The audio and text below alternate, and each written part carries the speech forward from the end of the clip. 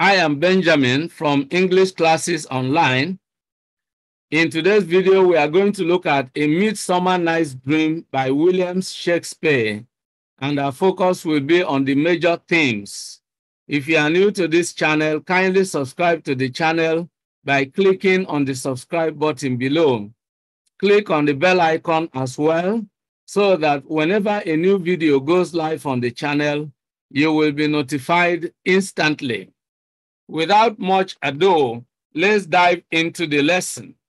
First, a look at the lesson objectives. At the end of this lesson, you should be able to take the following actions. Number one, briefly explain what the play is about by way of introduction. Number two, list and explain the major themes of the play, which actually is what this video is all about.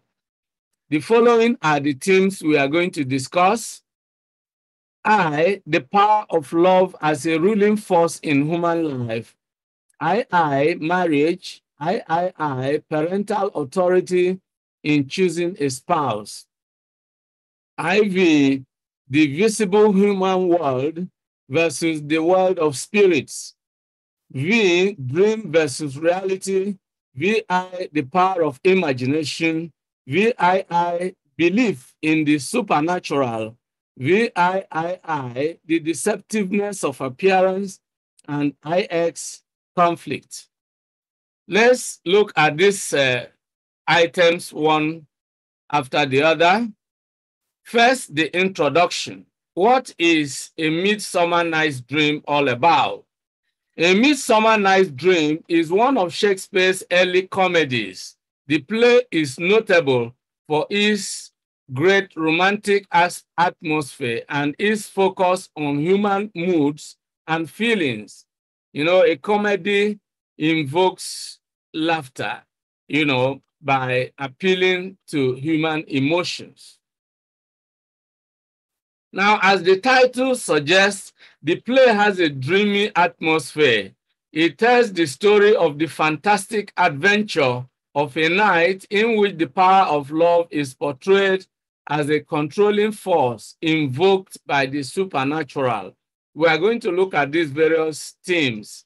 A theme is a universal idea. It's a major idea expressed in a work of art. Now, the play brings together the stories of people belonging to different worlds and different social backgrounds. You have fairy kings and queens, human kings and queens, human lovers, the ordinary people, and so forth. So people from different worlds, people from different backgrounds are brought together in this comedic play. Now let's begin with the first theme of the play, which is the power of love as a ruling force in human life. Of course, nobody can ignore the power of love. Love is a real passion that rules the world. Now, A Midsummer Night's Dream is a romantic comedy. There's no doubt about that. It is a portrayal of the power of love as a ruling force in human life. In this play, Shakespeare depicts the effect that love has over the human senses, the brain, and the heart. When people fall in love, they persist in love in spite of, facing various obstacles and passing through a lot of sufferings. In fact, they welcome the obstacles and sufferings because of the force of love that has taken control of their senses, suspending their sense of reasoning and enslaving them to their emotions. That's the type of love we find in this play. It is all about erotic or romantic love, all right? Now, this point is highlighted by the workings of the love charm. The obvious idea expressed is that love makes people to do strange things. Shakespeare uses the love potion or the charm as a symbol to portray the controlling passion and irrational nature of love. Now, first, we find the relationship between Hippolyta, the queen of the Amazons, and King Theseus as a situation in which love ultimately conquers all odds. Now, initially, we find the Amazons fighting a war against King Theseus and his Athenian city. But in the end, we surprisingly find the queen of Amazons that she surrenders to King Theseus and falls in love with him and becomes his bride. And we find that they are planning to get married. It's a major event that is anticipated to take place in the play and which generates a lot of the response as preparations go on. Now, the play also depicts love relationship involving 4 young Athenians. We have Hermia, Demetrius, Helena, and Lysander, all right? Now, Demetrius is infatuated with Hermia and wants to marry her, but Hermia is madly in love with Lysander, whom she decides to elope with.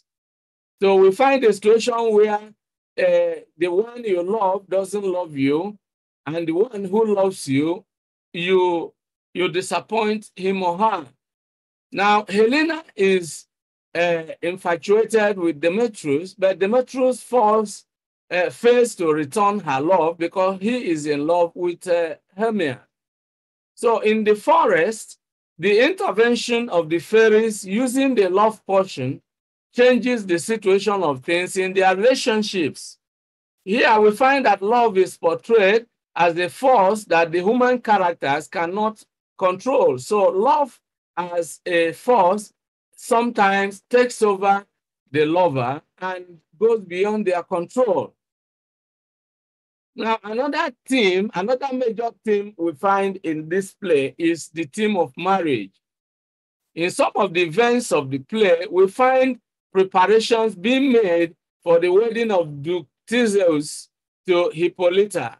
Hippolyta is the queen of the Amazons, a nation of female warriors who have been conquered by Theseus.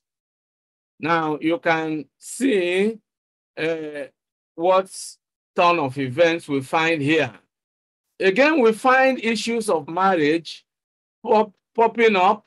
For example, in the opening scene, Aegeus, an Athenian citizen, enters the court of Duke Theseus with a complaint against his daughter. Aegeus wants his daughter to marry Demetrius, to whom she has been engaged, but Hermia is in love with Lysander and does not want to obey her father's command to marry Demetrius. So we find the issue of marriage actually prevailing in this play. Now, Aegeus requests the king to enforce an ancient Athenian law which states that a daughter must marry the suitor chosen by her father or be put to death. Very harsh law, giving power to the parents to choose a spouse for their daughter. All right? However, the king offers Hermia another option to live the rest of her life in seclusion in a nunnery, worshiping Diana, the Greek goddess of chastity. Now, this also reminds me of another theme that we have not yet discussed in this video, which is a theme for part 2, and that is idolatry or idol worshiping. All right, we find it as a major theme, and it comes up when the king offers Hermia the option. The father invokes the law of Athens, which states that if a daughter refuses to marry the man that the father has chosen for her, she should be put to death. But the king unilaterally, ignores this law and offers Hermia the option of going to serve the goddess of love, and that is Diana, the great goddess of chastity. All right. Now, in the meantime, Hermia and Lysander decide to elope from Athens to a place of Lysander's aunt where Athenian laws are not enforced so that they can safely get married there.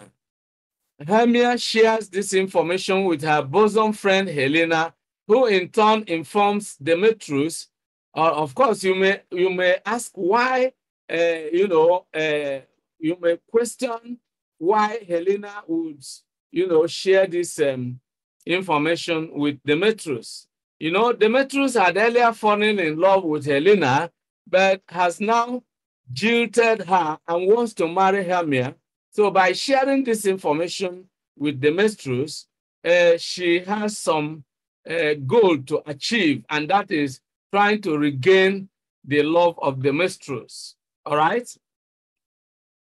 Now, at the end of the play, Titania and Oberon are reunited. Lysander marries Hermia, and Demetrius marries Helena. So we see marriage taking place in the play, and that is why we are convinced that marriage is a major theme in this play. Well, you may ask, who are Titania and Oberon? They are the king and queen of the fairies. In this particular play, you find the spirits of the world coming into play. This is not the first time that this is not the first play in which William Shakespeare is expressing his belief in the supernatural. Of course, belief in the supernatural is one of the themes we are going to discuss. So Shakespeare uses the play to draw our attention to the conflict of interest that occur between parents and their daughters in the choice of a spouse. We are going also to discuss that as a separate theme. And that is our next theme, parental authority in choosing a spouse. Shakespeare uses this play to raise this issue. In Athens, there is a law in place which favors the parents and gives them the authority, especially the father. So it's a patriarchal society where the man has unquestionable authority. All right? So the play raises the issue of law and tradition that gives the parents the authority to choose a suitor for their daughter. All right? And we see this law and tradition as barriers to people's personal freedom to choose whom to love and marry. All right? The action of King Theseus in not enforcing the law that states that Hermia should be put to death, he seems to be taking a second look at that law and saying that it is too harsh against the girl child. So, but because his hands are tied, probably as the king is expected to be a custodian of the law and tradition. So he slightly amends it and replaces it with banishment. So in this case, if Hermia refuses to marry Demetrius, then she will be banished or sentenced to a life of, being enslaved to the goddess Diana, which is the goddess of chastity. All right? Okay, so here in the opening scene, we see Aegeus, an Athenian citizen, entering the court of the king, the Duke Theseus, complaining against his daughter. The man wants his daughter to marry Demetrius, to whom she has been engaged. However, Hermia, the daughter, is in love with Lysander and does not want to obey her father's command to marry Demetrius. So Aegeus requests the king to enforce an ancient Athenian law, which states that a daughter must marry the suitor chosen by her father or be put to death. So we have already seen how the king slightly amends that law. In the meantime, Hermia and Lysander decide to elope. They decide to run away from Athens to a place of Lysander's aunt, where Athenian laws are not enforced. So we see that in elsewhere outside Athens, the law does not give the father this kind of power. So we can see that laws, this kind of law, differ from one society to another. And that, the issue of the kind of authority parents have in choosing a spouse for their daughter varies from one society to another, just as culture also differs from one society to another. So then the next theme we are going to look at here is the visible human world versus the invisible spirit world.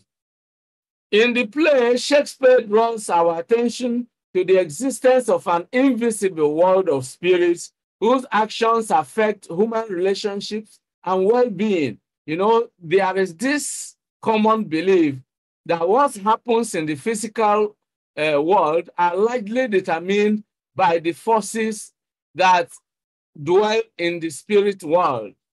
This particular belief is common, and there's a difference between the Christian belief in that angle and the pagan belief and other religious beliefs. All right, so Christians believe in God, who is a spirit and who created the world and who controls the world. But pagans, which of course is the kind of belief that we find in this play, believe that there are different spirits, including fairies, all right, who determine what happens in human society. Now we find preparations for the wedding of Duke Theseus, a group of laborers, rustic laborers called the rude mechanicals. They are rehearsing an act which they call the most lamentable comedy and most cruel death of Pyramus and Thisbe. Is a play they are going to perform. They want to perform this act on the occasion of the king's wedding. They agree to meet at Duke's Oak, part of a forest outside the city of Athens. That forest is known as a place where you find fairies, where a place haunted by fairies, and this brings together the two worlds, the human and the supernatural. A lot of the comedies in the play are as a result of the coming together of the physical human world and the spiritual world of the spirits. Now, through Oberon and Titania, the king and queen of the fairies, we are given insight into the activities of the spirits. We discover that these fairies will also attend Theseus' wedding. So we find a situation where you find fairies, invisible spirits, also attending a human occasion. And of course, that's where it is believed that some tragedies that happen or certain abnormal things that happen in an occasion may be influenced by these invisible spirits. So we find Oberon and Titania arriving at the forest, and in that forest, they are going to also remain until the wedding. So Oberon has a conflict with the wife Titania. So we are given insight into the world of the spirits, how they have their own family and the issues they also have. And then we find Oberon, he has a servant who also is a spirit. And then he's given magical powers, and he uses a magical juice, the magical juice of a flower called love in idleness.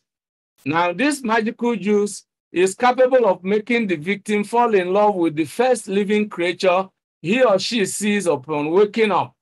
So this is in line with Oberon's intention to make Titania fall in love with any other creature as a kind of punishment and as a way of manipulating the situation to achieve his aim. So this we are giving insight into. Then Oberon's servant is Puck, who is notorious for using these magical powers on the characters in the play. We find Puck, using this same magical juice on Demetrius, and the result is that both Demetrius and Lysander are in love with Helena. All right, so we find that Lysander has been in love with Helena, Demetrius in love with Helena, and you see, don't forget that Demetrius has come into the forest because of his love for Hermia. But the power of this love passion changes everything. Now, this causes a lot of commotion among the four. Lysander and Demetrius are angry with each other, and Hermia is angry with Helena, whom she accuses of turning the heart of her lover, Lysander, away from her. So we find Lysander and Demetrius are so furious with each other that they are going to have a duel to prove whose love for Helena is greater. But this is averted because Oberon instructs Puck to lead Lysander and Demetrius away from each other. So we find spirits determining what happens between and among humans. So when they fall asleep, Oberon asks Puck to remove the charm from Lysander's eyes so that he will be in love with Hermia again.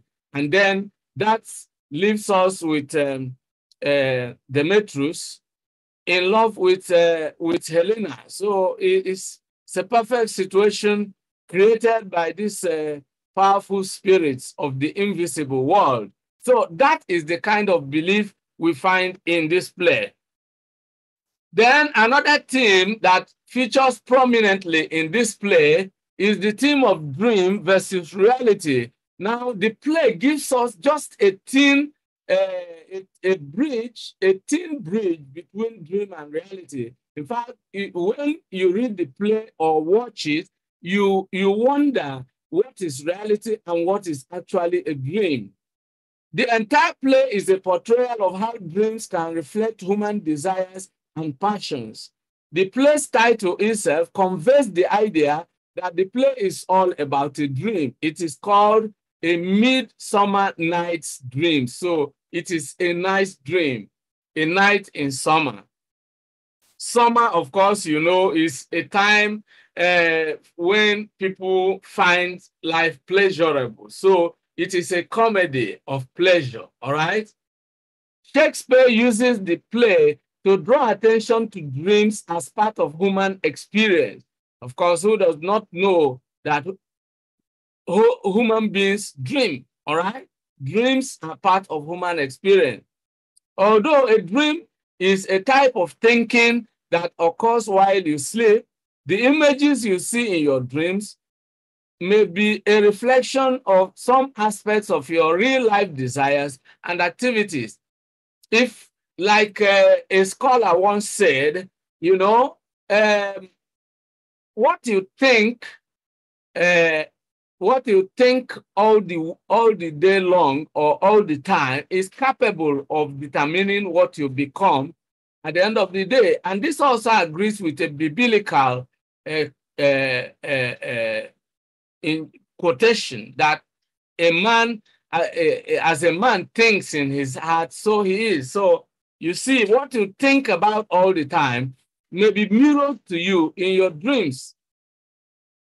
Now take the experience of Bottom when Titania falls in love with him under the influence of the love charm. After enjoying all the love and attention that Titania lavishes on him, Bottom describes his experience as a dream beyond his understanding.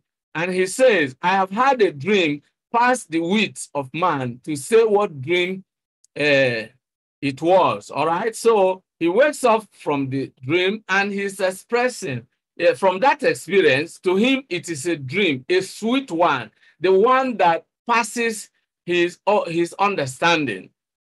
Then we also find Hermia in one of her conversations with Lysander before the enchantment. Hermia compares love of infatuation to a dreamlike state. So in their conversations, the characters themselves, express their dreams and they relate their experiences to be just like dreams, all right? And don't forget, too, that Shakespeare has defined life itself as something that resembles a dream or even a shadow, all right? Now, after causing the lovers to get into confused relationships under the influence of the charm, Oberon, the king of fairies, decides to undo some of the mix-up. For instance, we now see that, when Demetrius and Lysander are about to go into open fight, we find Oberon instructing Puck to lead them aside. And when they are asleep, Puck is ordered to remove the influence of the charm from Lysander. And that returns Lysander to be in love with Hermia, leaving Demetrius to be in love with Helena, and that eventually leads to their marriages. So that gives us the impression that sometimes dreams come true, most of the time. Now, according to him, that is to make the lovers think no more of this nice accident, but as the fierce vexation of a dream. All right? Now, the next theme is the power of imagination. All right? Here we find a typo here. I is missing, so take note of that, but this is imagination. All right? Now, in the play, Shakespeare seems to suggest that in the realm of imaginations, things that are impossible in real life become possible. And everyone can relate to this. Sometimes, even in your dream, you find yourself flying, or you find yourself in a new environment. How you got there, you can't tell. So you took a supernatural transportation to that place. All right? A lot of things happen in dream, things that are impossible in real life. You find them possible, in your dream. So that is one of the things that Shakespeare, dramatizes in this play. He uses fairies and their magical powers to transport the audience to the realm of imagination where all kinds of unrealistic things can take place.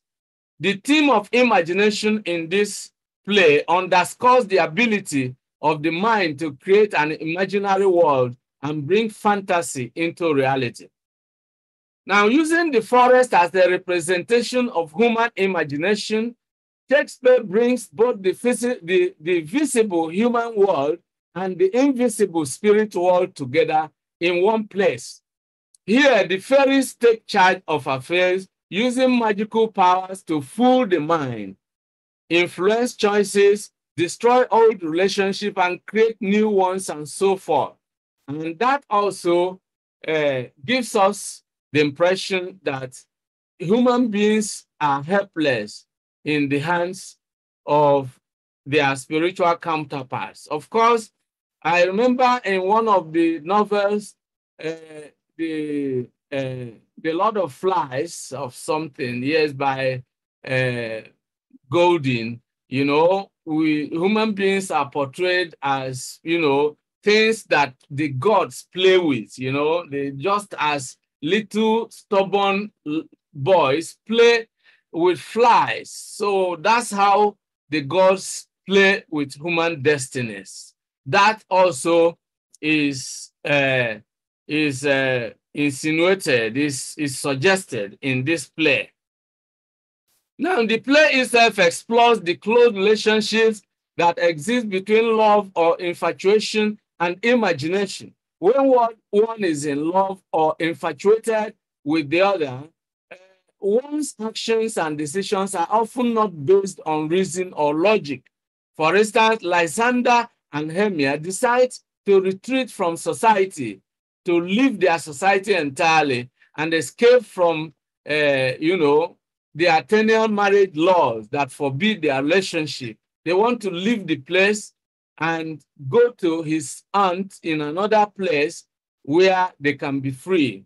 Now, Helena is infatuated with Demetrius, who is also infatuated with Hermia. Helena lures Demetrius into the forest by telling him about Hermia and Lysander's plans. So the four lovers get into the forest in search of their elusive desires. So in this play, we find a kind of escape from reality, and it happens also in real life. When people face conflicts, they tend to go spiritual. They try to escape from reality, and they go into a world, a different world or a realm where they will find freedom and where they will seek the supernatural powers.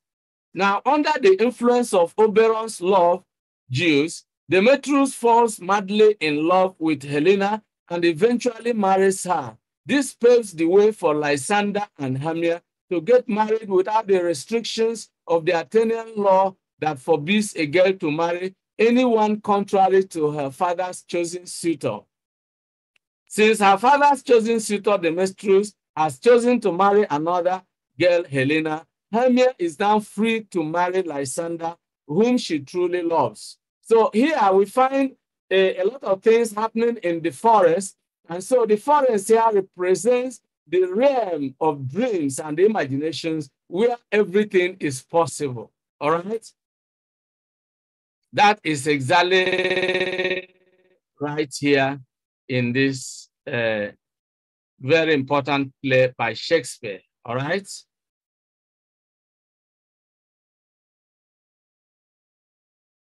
The next thing we want to look at is the theme of belief in the supernatural, and it is closely related to the power of imagination.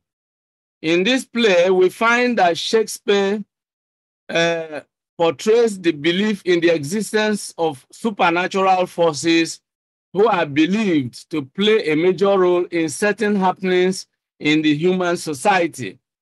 Oberon, the king of the fairies, uh, is portrayed here as the one who determines what happens, both in the spirit realm and also in the human society. He has the power to, use his servants uh, to at least take certain actions and achieve some of his aims. So, and the same thing also happens even in the realm of the human society, and how these forces influence the goings on among partners is also portrayed in this play. All right, so that is about the belief in the supernatural. We find that the fairies and magic are major supernatural elements in the play. Puck is the servant of Oberon who is used to take some of the actions. He has a magic potion, and he can use it to cause someone to fall in love with the other. When he puts it on Lysander's eyes, it causes Lysander to fall in love with Helena. When he wakes up, and we find Puck also using the same thing, the same magical power to change Bottom's head into that of a donkey. So all these are portrayals of the belief in the supernatural. Of course, in the entire human society, this belief is real. Of course, you find both those who actually believe in God. God is the supernatural, super sensible being who is the creator of heaven and earth. That is a clear belief of those who are godly. But then you find the pagans also having a kind of belief in the supernatural, even though their own belief is a belief in different small gods who are believed to determine what happens in the human society. So in this play, we find more of the pagan belief playing out here, all right? So now the role of the supernatural in the confused relationship between characters in the play helps us to see that certain human actions and choices largely depend on forces beyond their control. Of course, we have seen instances where people do certain abnormal things under the influence of forces known as demons. Of course, in our society, there is belief in witches and wizards. There is belief in a lot of supernatural powers, invisible forces that you cannot see. And so, in the time of William Shakespeare, this kind of belief was also a prevailing belief. All right. And that is what we find in this play. Then the next theme is the theme of the deceptiveness of appearance. All right. And this is a universal idea, so much so that, of course, even in some of Shakespeare's play, he actually expressed the idea that all that glitters is not gold. All right. It means that appearance can deceive. You know, appearances can be deceptive. You can look at something on the surface, and what you perceive it to be may not be what it is ultimately. And this applies even to human beings. Human beings are always not who you think they are. Appearances can deceive you all the time. So one thing that recurs throughout the play is the deceptiveness of appearance. In the play, we discover how easily one can be misled by outward appearance of things. Most of the characters find themselves unable to trust their own eyes. Titania, for example, finds herself in love with an ugly, donkey-headed fool. This illustrates the adage which says that beauty is in the eye of the beholder. Perhaps we might also add here that the beauty in the eye of the beholder largely depends on the beholder's mental state at that given point in time. Because you know, when you are not in your right mental state, maybe if you are under the influence of something, you might fall in love with someone. But when you wake up from the influence of that that force, then you begin to perceive something differently. All right. So through the influence of Puck's magic power, all right, we find the characters that they are compelled to fall in love with whoever or whatever they set their eyes on. You know, growing up as a young boy, I heard stories of people who, through charm, could deceive a young woman and so on. And we have a lot of some of these messengers of darkness that are called native doctors or witch doctors. Sometimes they use these magical powers to turn the mind of a woman. And so this kind of belief is depicted in this play, all right? So we see that the device used here is the magic flower, all right? It is the device used in it because it tampers with the perception of the characters of the play.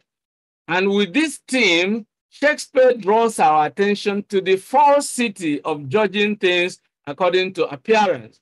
Of course, I remember a biblical injunction in which the Lord cautioned the Jews.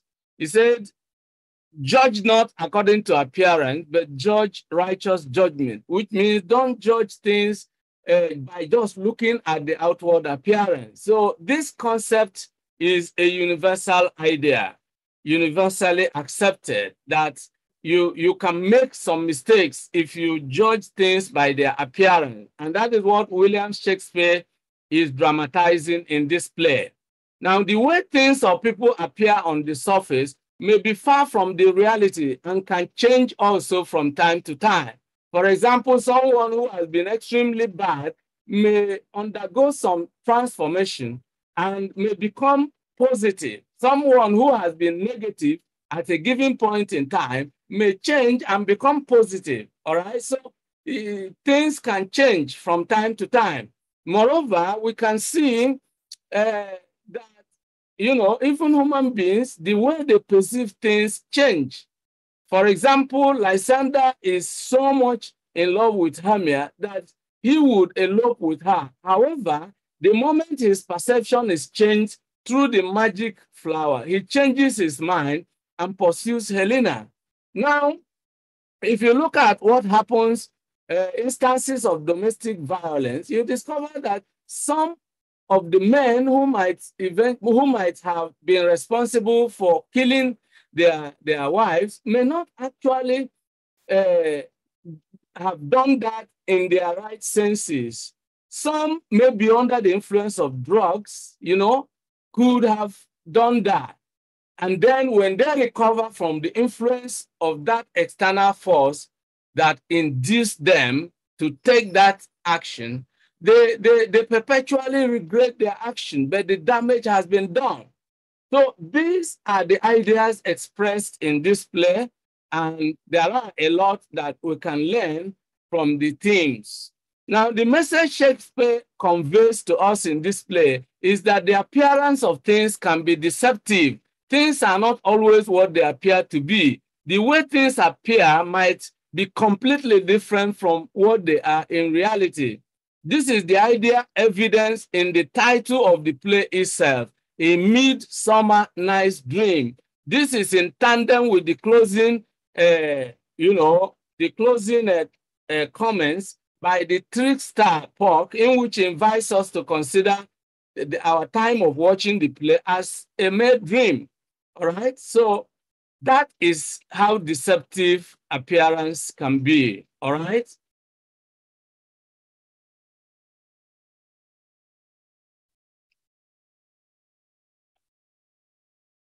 Then we also have the theme of conflict, and this is a major theme we find evident in, the conflict between Hermia and her father. All right. And we find that actually becomes literally a life or death situation for Hermia. She does not have the right under the Athenian law to decide who she wants to marry. Her father has stated expressly that he wants her to marry Demetrius, or she will die according to the Athenian law. But we find that Hermia is in love with Lysander and does not want to obey her father's command. All right, so that's exactly what we find here. So that is the situation we find here. The father, Aegeus, insists that Hermia marry Demetrius, but Demetrius, when he's now under the influence of the love portion, we find that Demetrius himself is already a changed person under the influence of the charm. He is madly in love with Helena. Now, this, of course, is a reversal of the situation of things. And this brings us to the resolution of the conflict.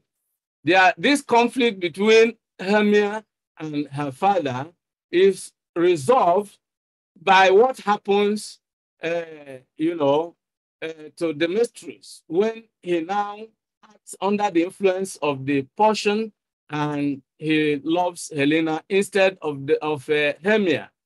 Now, the king of Athens, Theseus, who actually has accompanied Aegeus to the forest, decides to overrule the father of Hermia. And by telling him that, well, since even the man you have chosen to marry Hermia has chosen to marry another girl, so there's no need subjecting Hermia to this law anymore. So Hermia is released from her obligation to marry Demetrius. And that actually clears the coast for her to get married to Lysander, whom she actually loves. Now, we find another conflict between Hermia and Helena when these two men are under the influence of the charm, and both of them love Helena, including Lysander, going after Helena. So that gets Hermia very angry with Helena and threatening, a lot of things. Then we also find a very fierce disagreement, misunderstanding between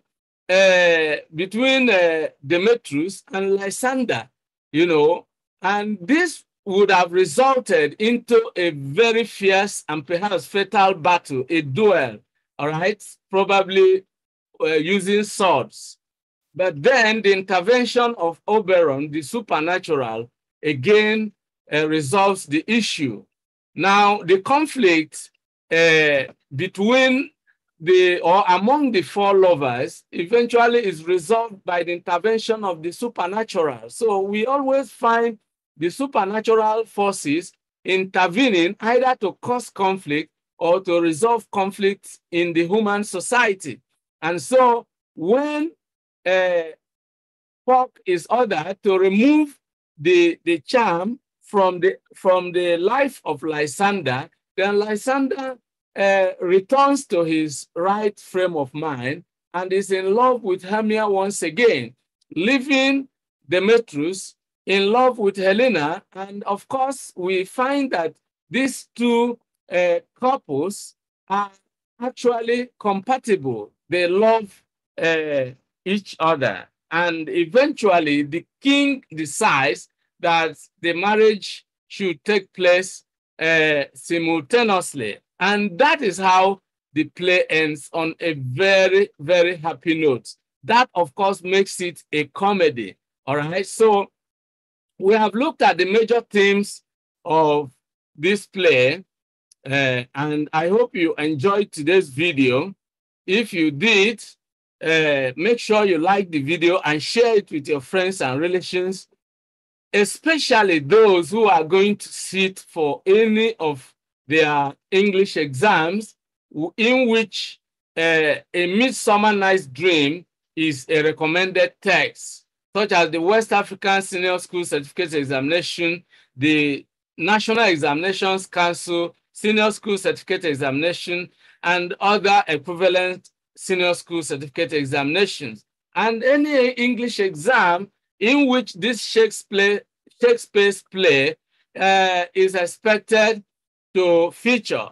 So if you have people who are going to answer questions in which this play actually will feature, share this video with them, and that will give them very deep insight and simplify the questions on this play for them. Now, if you have any questions, suggestions, or comments, please leave them in the comment section below. You will find in the description box some free gifts, especially a free PDF ebook titled The Basic Units of English Grammar. If you are interested in learning about English grammar, you can download that ebook free of charge.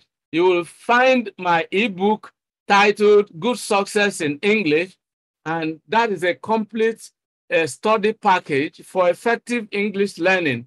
If you are interested in these ebooks, there's also another one, How to Score High in Your English Exams. All these ebooks, you will find them in the description box. And if you are interested in grabbing a copy of any of them, you just click on the link and you'll be able to grab your own copy.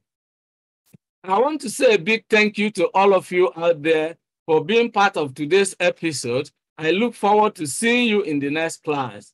Goodbye for now and remain blessed.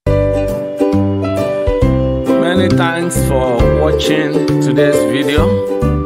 A big thank you to all of you out there for being part of today's episode. I hope you enjoyed the video. If you did, kindly subscribe to this channel. Subscribe now as a way of giving us support.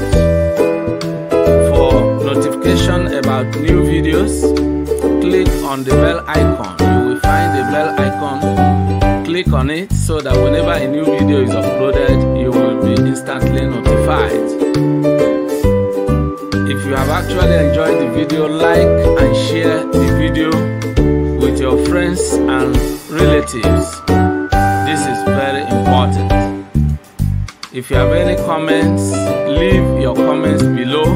Any questions, any suggestions, we would gladly receive them and respond promptly and positively to them. See you in the next video.